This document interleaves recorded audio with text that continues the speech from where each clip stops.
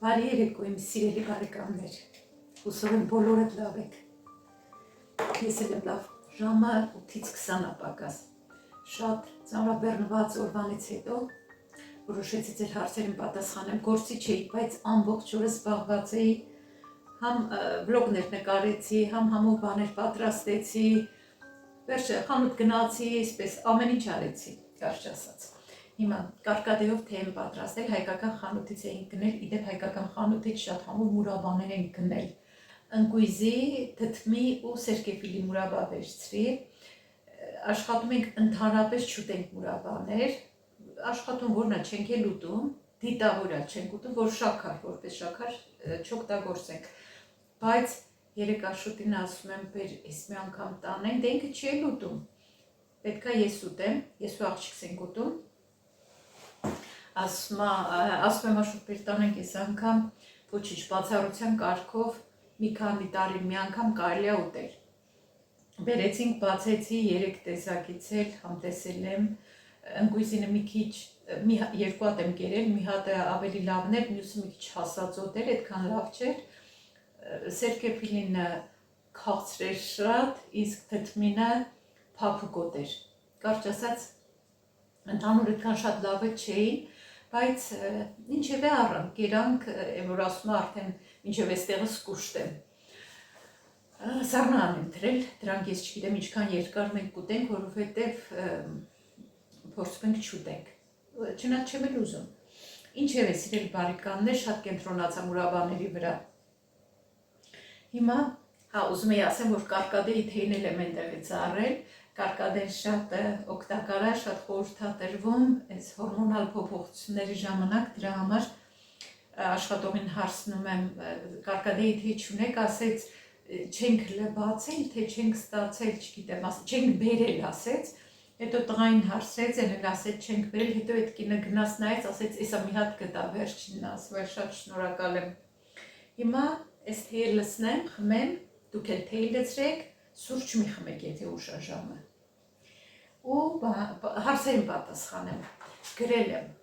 քանի որ ես մի հեռախոս ունեմ, չեմ կարողանում սկրինշոթերը, այսինքն կարամ ուղարկեմ համակարգչի վրա կամ տաբլետի վրա, բայց իմ համար էլ լրացուցիչ գործ է, դրա համար ես թղթային տարբերակն եմ ընտրել։ Ինչևէ, թեյը լցնեմ ու անցնենք առաջին, սիրելի բարեկամներ։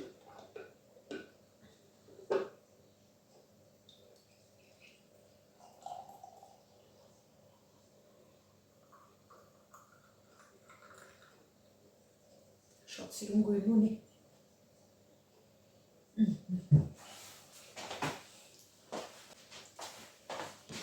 Ուրեմն հարցերը տարբեր տեսանյութերի տակ էին գրված, տարբեր վլոգների տակ էին գրված, կան հարցեր, որ կրկնվում են, ինչևէ ես հիմա ինչքան որ դուրս եմ գրել, այդքան հարցերին կպատասխանեմ, սիրելի բարեկամներ։ Ուրեմն սա հին հարցերն են, այս պետք չի։ Սկսենք Մարիամի հարցից։ Բարև ձեզ, որ խնդրեմ կասեք ինչ կրեմ եք օգտագործում դեմքի համար, եթե դեմքը չոր է, ինչ խորհուրդ կտաք։ Ես այն մի վլոգի մեջ մի հետևակի ասեցի, կրեմները ցույց տվեցի, հիմա նորից ասեմ, ես միշտ դիադերմինի կրեմն եմ օգտագործում ցերեկային ու գիշերային, այս մի անգամ որոշեցի փոխեմ, ես էլ չգիտեմ ինչի, փոխեցի, բայց ռևյուները կարդացի, նոր վերցրի, բայց այդպես չեմ հավանում, այսինքն ես որ վերջանես կրեմները նորից դիադերմին կօգտագործեմ։ Չոր մաշկի համար խորհուրդ կտամ բնականաբար օգտագործել խոնավեցնող քսուկներ, աշխատեք ալկոհոլ պարունակող դեմքի խնամքի միջոցներ չօգտագործել, ասենք տոնիկներ կամ լվացվելու գելեր կամ տարբեր բաներ։ Սկրաբը աշխատեք շաբաթական մի անգամ օգտագործել ու որ շատ խոշոր չլինի, լինում է, չէ, առնում ենք այնքան խոշոր է լինում, ոնց որ դեմքի մաշկը ցավա ու կարմրացնում է։ Աշխատեք ավելի մանր սկրաբ վերցրեք ու շաբաթը մի անգամ։ Ուրեմն դեմքի քսուկներ, բաներ, որ առնում եք, աշխատեք մեջը հիալուրոն լինի, հիալուրոնաթը դու միշտ այդ բառը ես չեմ կարողանում ճիշտ ասել, ու գլիցերին լինի մեջը, որ փափուկ պահի մաշկը։ Նշել եմ ամեն ինչ, որ ոչ մի բան չմոռանամ, ուրեմն ես միշտ ասում եմ, էլի հիմա էլ ասեմ, որ չոր մաշկի համար, ինչպես նաև բոլոր մաշկերի համար, անպայման օգտագործեք արևապաշտպան կրեմ 30-ից մինչև 50 SPF, կարևոր չի արևոտ է, անձրևոտ է, անբամած է, հեչ կարևոր չի, անպայման օգտագործեք արևապաշտպան կրեմ։ Լվանալուց հետո դեմքը, այսպես ասած, դեռ խոնավ վիճակում արդեն խոնավացնող կրեմը քսեք, մի թողեք, որ չորանա, անմիջապես, այսպես ասած, խոնավությունը կմնա դեմքի վրա։ Անգամից քսեք խոնավացնող կրեմը։ Բացի դրանից ջուր շատ խմեք, գոնե 2 լիտր օրական ջուր խմեք, եթե դա այլ չի օգնում, օրինակ եթե չոր մաշկա հետնել կարմիր կամ բան, խորհուրդ կտամ բժշկի դիմել, արյան անալիզ հանձնել ու նայել կապված չի, ենթադրենք վահանաձև գեղձի հետ։ Ուրիշ ինչ կասեմ, մաշկի համար նաև շատ կարևոր է աղիների վիճակը, այդ շատ, ասում եմ, աղիների պատկերը դեմքի վրա են տեսնում։ Իհարկե չոր մաշկը այդքան վստահ չէ, բայց օրինակ դեմքի վրա որ լինում են այն սպիտակ բաներ են լինում ու անգամ բզուկներ, բաներ, դրանք աղիների հետ կապված են։ Ամեն դեպքում արյան անալիզը ված չի լինի, էլի մի հատ հատուկ դեմքի մաշկի վիճակը ուրեմն ճշտելու համար։ Դե բնականաբար արտաքին միջավայրը, եղանակը, կլիման, ամեն ինչ ազդում է դեմքի վրա, այնպես որ դեմքի մաշկը լավ խնամեք, լավ ամեն առավոտ իրիկուն լվացրեք, աշխատեք, որ կարդացեք ինչ է պարունակում այդ լվացնող գելերը, բաները ինչ են պարունակում իրանց մեջ, որ ավելի բարենպաստ լինի ձեր մաշկի համար, փափկացնող դիմակները, անպայման դիմակներ դրեք, դուք տանել կարող եք պատրաստել ու գլիցերին բան մեջ ավելացնել կամ թեկուզ ցիթապտղից հետ ավելացնել, ավոկադոն լավ դեմքի մաշկի համար, չոր մաշկի համար, կարճ ասած, սիրելի Մարիամ, այսքան կարողացա բան անել, չգիտեմ, գուցե ինչևէ Մարիամ ջան, այսքանը ինչևէ սիրելի Մարիամ,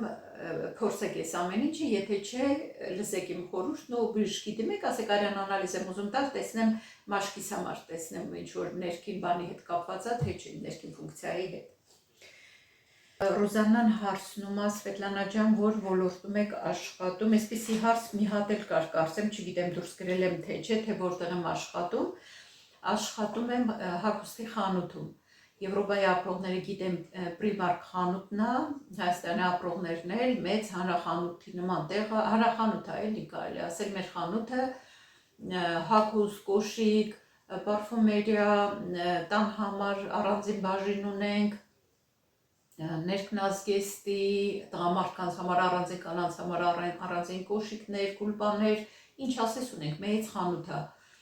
Ու ես էլ մանկական բաժին ունենք շատ մեծ, ես էլ աշխատում եմ մանկական բաժնում, չնայած արդեն հիմա մենակ այնտեղ չեմ, հիմա արդեն ամբողջ խանութում այսպես տեղափոխվում ենք անընդհատ, այստեղ այնտեղ կասա բաժիններ եւ այլ, առաջ էր որ մենակ մանկական բաժնում էի, հիմա էլ չէ, 1000-ից մեկ որ ուղարկում են այդ բաժին։ Հաջորդը Տանյան հարցնում է, Սվետլանա ջան, ձեր սուրճի ապարատից գոհ եք, ասեմ որ շատ գոհ եմ, շատ հեշտ է օգտագործելը, շատ լավ է, անկեղծ ասած անձամբ ես չեմ գնել որ գինի մանամ, աղջիկս է գնել, չգիտեմ ինչ արժի, բայց լավ ապարատ է, շատ համով սուրճ է պատրաստում։ Հաջորդը ուրեմն Նազելին հարցնում է, Սվետլանա ջան, խնդրում եմ պատասխանեք, Ռուսաստանում YouTube բացելը անիմաստ է, չեմ վճարում։ Նազելի ջան, Ռուսաստանում անջատել են YouTube-ի մանետիզացիան, AdSense-ը, ինչի շնորհիվ որ փող են աշխատում, բայց Ռուսաստանի բլոգերները բնականաբար փող աշխատում են, ոչ թե գովազդների, ոչ թե այդ AdSense-ից են ստանում, այլ գովազդներ, բաներ են նկարում, Ռուսաստանում էլ մի քիչ արդեն բաժանորդներ եք հավաքում, մի 10-15 հազար արդեն տարբեր ընկերություններ, խանութներ, այդ Wildberries, տարբեր բաներ, արդեն իրանք են ձեզ դիմում, որ իրանց ապրանքները գովազդեք, այսինքն հենց այդ գովազդը էլի փող է։ Եթե մտքներիդ կա, եթե ուզում եք ալիք բացել, խորհուրդ կտամ, անպայման բացեք։ Հետո չգիտես, ինչքան վաղը միսօր այս ամեն ինչը կվերջանա, հավերժ չի շարունակվելու, մինչև այդ կհասցնեք արդեն բաժանորդներ հավաքել, գոնե 1000 բաժանորդ ու դիտումները 4000 կհասցնեք հավաքել, մինչև այդ հուսանք պատերազմն էլ կվերջանա, այդ պատժամիջոցներ կվերացնեն ու Ռուսաստանում ապրող մեր հայրենակիցներն էլ կկարողանան իրանց YouTube-ի ալիքով գումար վաստակել։ Ամեն դեպքում գովազդներ կտան, կանեք, կարակ դուք ձեր ալիքի տակ, իդեպ ձեր ալիքով կարակ ինչ-որ բան վաճառեք, ասենք դուք պատրաստեք ու վաճառեք, կարակ ինչ ուզենաք, կարակ ինչ-որ բան, օրինակ իմ ընկերուհին ինքը ունի YouTube-ի ալիք, ինքը հելյունով գործում է, իր ալիքով ինքը վաճառում է իր այդ գործած ոչ թե խաղալիքներն է վաճառում, այլ դրանց ինչ ասեմ, նախագիծ ասեմ, այսինքն թե ոնց պետքա գործեն, այ դա է վաճառում։ Խաղալիքներն են բնականաբար վաճառում է, բայց իրան ավելի շատ փող բերում է այդ թե ինչպես գործեն, ինքը գրած այդպես վաճառում է, թղթի վրա գրված այդպես վաճառում է։ Այսինքն իհարկե տարբեր ձևերով կարող եք փող աշխատել YouTube-ում, այնպես որ բացեք առանց վարանելու, Նազելի ջան։ Մարիան հարցնում է Սվետլանա ջան, ես ուզում եմ իմանալ ինչքան են ստանում Հայաստանում ամենաբարձր աշխատավարձը դասատուի, նկատի ունի ուսուցիչների աշխատավարձը։ Դե ասել եմ իմ աղջիկն էլ ուսուցչուհի, Հայաստանում ուսուցիչները կամավոր մասնակցում են ինչ-որ ատեստացիայի, թե ինչ, ու եթե անցնում են, քննություն են անցնում են, իրանց աշխատավարձը շատ բարձրանում է, ասում են մինչև 400,000, ես անձամբ չգիտեմ, բայց այդպես ասել են, լսել եմ, որ կամավոր անցածները այդքան բարձր ստանում են։ Հիմա տեսնենք, երբ որ իմ աղջիկը կանցնի, ես կիմանամ, արդեն հաստատ վստահ կասեմ ինչքան է, բայց այդ ձևով բարձր են ստանում, ատեստացիան անցնելուց հետո։ Անահիտը հարցնում էր Տիկին Սվետլանա, ես նոր հետևորդ եմ, շատ եմ հավանում ձեզ, շնորհակալ եմ Անահիտ ջան, ես էլ ձեզ եմ հավանում, շատ բարի ու դրական մարդ եք, կպատմեք ձեր մասին, որտեղից եք։ Անահիտ ջան, ես 57 տարեկան եմ, ունեմ 4 երեխա, ունենք 4 երեխա մենք, ես ու ամուսինս, ծնունդով ես էլ ամուսինս էլ Արագածոտնի մարզի Ծաղկահովիտ գյուղից ենք, այնտեղ ենք ծնվել, մեծացել, ես սովորել եմ Կիրովականի,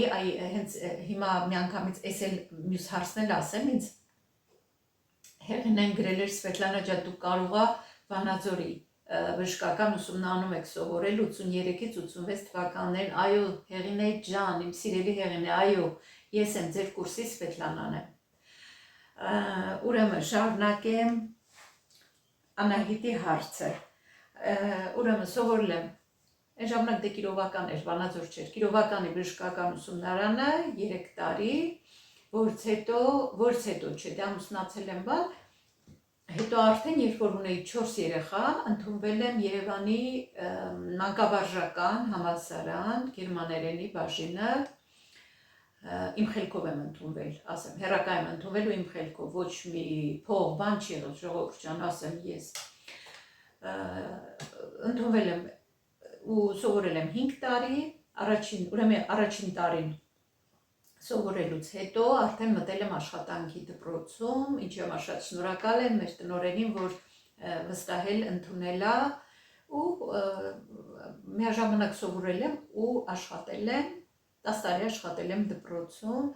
իսկ առաջին մասնագիտության բուժքույր մի 2 տարի աշխատել եմ, մեր գյուղում եմ աշխատել, այն ժամանակ գյուղում էինք ապրում, ունեմ 2 դիպլոմ, այստեղ այդ դիպլոմները չեմ օգտագործում, չնայած որ շատ լավ կարայի օգտագործեի, որովհետև այստեղ անցնում են Հայաստանի դիպլոմները, կարայի դպրոցում մտնեի գերմաներենի ուսուցչուհի աշխատեի, ինչը որ ես չուզեցի, ասեցի ես սրանց երեխեքի հետ գլուխ չեմ հանի, ներվեր չկա, այդպես, հիմա էլ աշխատում եմ խանութում, ասացի, արդեն նախորդ հարցի մեջ հագուստի խանութում արդեն 6 տարի, 6 լավ տարի, այսպես աշխատում եմ հագուստի խանութում։ Երևի այսքան է իմ մասին, չգիտեմ, երևի այսքան է։ Ասացի 4 երեխա ունեմ, քանի որ էլի հարց կա երեխաներ ունենք, թե չէ, միանգամից ասեմ, 4 երեխա ունենք, 3 աղջիկ մի տղա,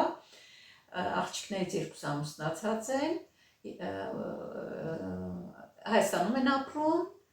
իսկ մյուս 2-ը, որ աղջիկն ու տղան ամուսնացած չեն, այստեղ են։ Այդքանը իմ մասին, սիրելի Անահիտ, հաջորդը Արմինեն հարցնում է, չէ, Արմինեն չի հարցնում, Արմինե Մկրտչյան, իմ սիրելի Արմինե, այնքան սիրուն մեկնաբանություն ես գրել, ես Արմինեն չեմ ճանաչում, սիրելի բարեկամներ, չեմ տեսել, ինքը ուղղակի այնքան սիրուն մեկնաբանություն է գրել, ես հատուկ ողջունում եմ քեզ Արմինե ջան, որ դու քո գործի ժամանակ անգամ ինձ լսում ես, ողջունում եմ ու պաչկ եմ անում։ Հաջորդը Քրիստինան հարցնում է, այդ աշխատանք չի, մի ժամ գնաս, մի ժամ ետ գաս, մեր տանեցիքել են այդպես ասում, որ այստեղ աշխատանք գտի, 3 ժամ անտեղի չկորցնես գնալ գալու վրա, ավելի շատ կաշխատես ու չես տանջվի, ստրեսդ քիչ կլինի։ Հիմա ասեմ։ Աշխատանք գտնելը հեշտ չի, շատ կա աշխատանք, որ նայում ենք, չէ՞ հայտարարություններ, այնքան աշխատանք կա, բայց ինչ է լինի տարիքը հաշվի առնում են։ Ես այստեղ մեկ մտածեցի մեր մոտ, այստեղ մոտիկ Lidl-ը ասել եմ 4 րոպե, 3-4 րոպե ճանապարհ, մեկ ասեցի մտնեմ Lidl-ում աշխատեմ։ Ինչ լավ էր որ չմտա, որովհետև սուպերմարկետում դժվար է աշխատելը։ Հետո շիֆտով է, հետո այնտեղ են ծանր բաները, արկղերը բարձրացնելը բանը, որովհետև ես գնացի անգամ հարցազրույցի ժամանակ այդ կինն ասեց ինչ աշխատանքը ինչ է ենթադրում, ասեց պետք է ասենք սեն շիֆտերով առավոտ 6-ին, ասենք մի շաբաթ անդադ շիֆտերը փոխվում են, պետք է այդ օրինակ բանանի արկղերը, օրինակ պալացոների, չգիտեմ շշերի բան, ասեց ծանր են էլի մի 20 կիլո բան, դրանք բարձրացնում եք, դատարկում եք եւ այլը, մտածեցի որ չէ, իմ համար չի, ես չեմ կարա շուտ շարքից դուրս կգամ այդ ծանր բաները։ Ճիշտ է, իմ աշխատանքի տեղը հեռու է, բայց կարելի է համարել, այսպես ասած, պրեստիժնի աշխատանք, որովհետև ոչ ծանր բան ենք անում, հա, ճիշտ է, ոտքի վրա եմ, ամբողջ օրը ոտքի վրա, ամբողջ օրն եմ ասում, ես ամեն օր չեմ աշխատում, 4 օր եմ աշխատում, ու աշխատանքս 6 ժամ է, այդ 6 ժամն եմ էլի շատ գնում գալիս, քայլում, հոգնում, այնպես որ երկունը գալիս եմ, ոտքես շատ են հոգնած լինում, բայց աշխատանք գտնելը հեշտ չի։ Հիմա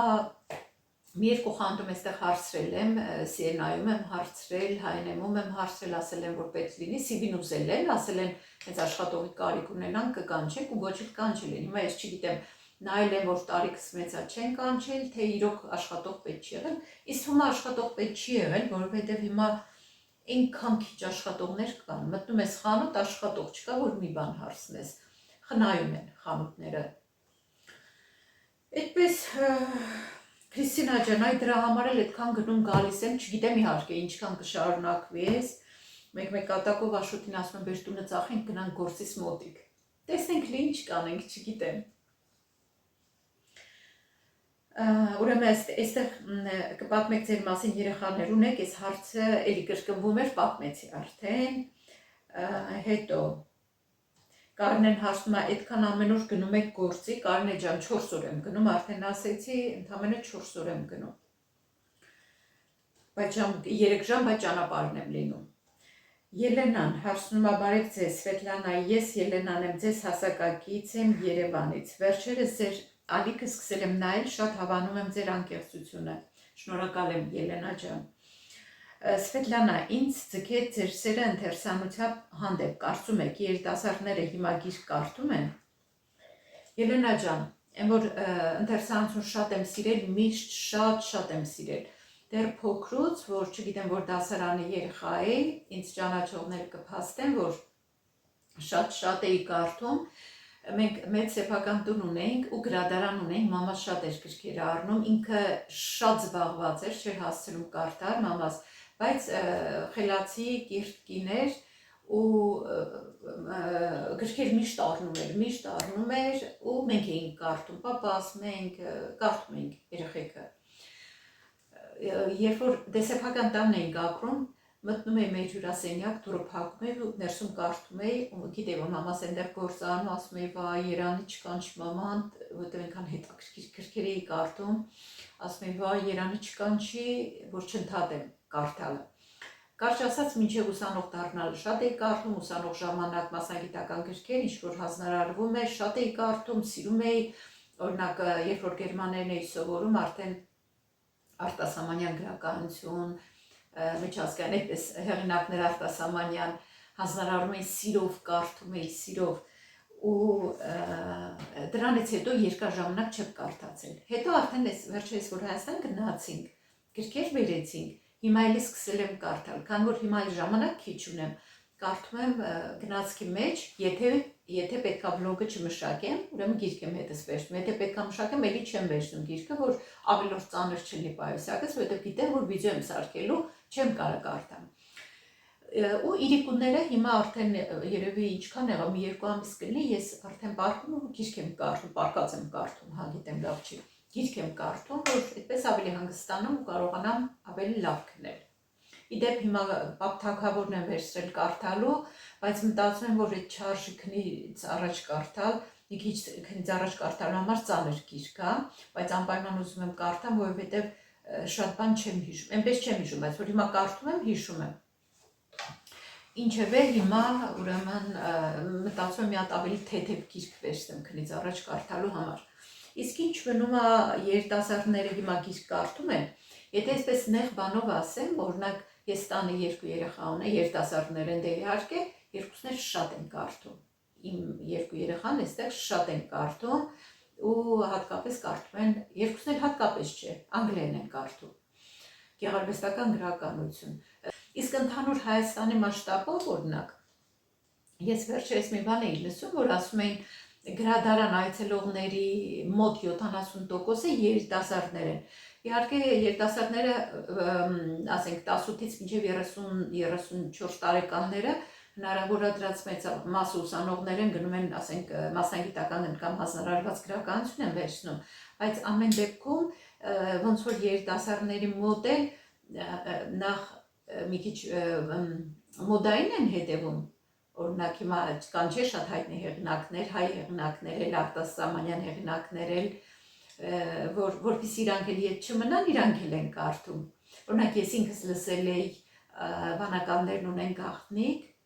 ու Հայաստան որ գնացինք, հեղինակը ցավոք ես հիմա չեմ հիշում, իմ համար նոր հեղինակ է ոնց որ, ես ինքս այդ գիրքը, ես չառա իհարկե նվեր ստացա, աղջիկս նվիրեց, հիմա կարդացել եմ, հիմա չէ, բերել եմ ու կարդացել եմ, շատ հետաքրքիր, շատ լավ գրած գիրք է ու մտածում որ երիտասարդները նաև երևի նայում են ինչ որ այսպես մոդայա, իրանք էլ են կարդում ու ոնց հասկանում են տենդենսը աճում է, ավելի շատ սկսում են կարդալ։ Իհարկե ժամանակ չունենալու համար նաև չեն կարդում, բայց բոլորս էլ հայտնի է, որ այս ինտերնետը ամբողջ ժամանակի մեծ մասը ինքն է տանում, բայց ամեն դեպքում գիրք կարդալը չես փոխարինի ուրիշ ոչ մի բանով, ոչ մի դեպքում համակարգչով կամ տաբլետով կարդալը ուղղակի հանմատելու չի գրքի հետ, այդ գրքի անուշ բույրը, այդ էջերի, որ նայում ես, ես կարդում եի Շարլ Ազնավուր, տառերը ջնջված էին, իրոք չի կարողանում կարդալ, բայց դրա բույրը ուրիշ է, գիրքը անփոխարինելի է, գիրքը միշտ իր բարձունքի վրա է մնում, հիմա արդեն ոնց որ տենդենսիա նկատվում, որ ավելի շատ սկսում են կարդալ երիտասարդները, այդ լավ է, գոհացնում է, հուսադրող է։ Հետո, ինչ հարց ունենք այստեղ, Սուսաննան գրել է, բարև Սվետլանա ջան, ձեր սեղանի վարդերը որտեղից եք գնել, եթե Հայաստանից տեղը ասեք, ես էլ վերցնեմ, եթե դրսից մի հատ նվեր կուղարկեք։ Սուսաննա ջան, երևի այս վարդերը նկատի ունեք, չէ՞։ Սրանք Լիդլից եմ գնել, այստեղից այն անգամ ցույց եմ տվել մի վիդեոյի մեջ, որ գնացել էի ու գնել էի, Լիդլից եմ գնել ու Հայաստանում չգիտեմ որտեղ կա Հայաստան ուղարկել, ես ուղղակի չեմ էլ պատկերացնում այսպես ֆիզիկապես, ոնց կարելի է ուղարկել Հայաստան, թե չէ մեծ սիրով, ինչևէ այստեղից եմ գնել Սուսաննա ջան։ Հաջորդը, ինչ ունենք էլ, հա, մի հարց կա, իմ սիրելի Ջուլիետան վաղուց հարցրել է, կոլագենը համ ունի ու ես միշտ մոռացել եմ պատասխանեմ, Ջուլիետա ջան, այդպես առանձնահատուկ համ չունի, բայց այնպես էլ որ ջրի մեջ լցրած ենք խմում, մի քիչ տհաճ է։ Դրա համար յոգուրտ բանի մեջ, մածուն բանի մեջ խառներով ենք ուտում, որ իմ համար ամեն դեպքում մի քիչ տհաճ է։ Դրա համար մի բանի մեջ խառնած եմ ուտում, որ այդքան չզգամ։ Բայց իմը դե էլի եմ ասել, որ հետը վիտամին C կա, քաղցրություն ունի, ես էլ այդ քաղցրության խաթր չեմ կարող ուտել։ կեսը օգտագործել եմ, կեսը մնում է, բայց դե ահագին փող եմ տվել, պետք է օգտագործեմ։ Համել վատ չի, դեմքի համար լավ է, կարելի է օգտագործել։ Երևի այսքանով վերջացնեմ այսօրվա հարց ու պատասխանը, իմ սիրելի բարեկամներ, որ հարցերի որ չպատասխանեցի, խոստանում եմ մյուս վլոգների մեջ անպայման կանադառնամ կպատասխանեմ։ Շատ շնորհակալ եմ, որ այսքան իմ հետ մնացիք, համբերեցիք, մինչև վերջ լսեցիք։ Իմ թեյը դեռ տաք է, ես մի քիչ սառն եմ խմում, մի քիչ սառն նոր կխմեմ։ Ես ձեզ շատ լավ օրվա շարունակություն եմ մաղթում, բարի գիշեր կամ բարի լույս կամ բարի օր, նայած ում մոտ օրվա որ ժամն է, իսկ մեզ մոտ արդեն 8:10 է, շուտով գիշեր է գալիս, բարի գիշեր մեզ, բարի գիշեր ձեզ, այդպես սիրելի բարեկամներ, լավ մնացեք, գրեք ձեր մեկնաբանությունները, հավանեք տեսանյութը, եթե ձեզ դուր եկավ, եթե դուր չեկավ մի հավանեք, լավ մնացեք, կհանդիպենք հաջորդ տեսանյութում, հաջողություն։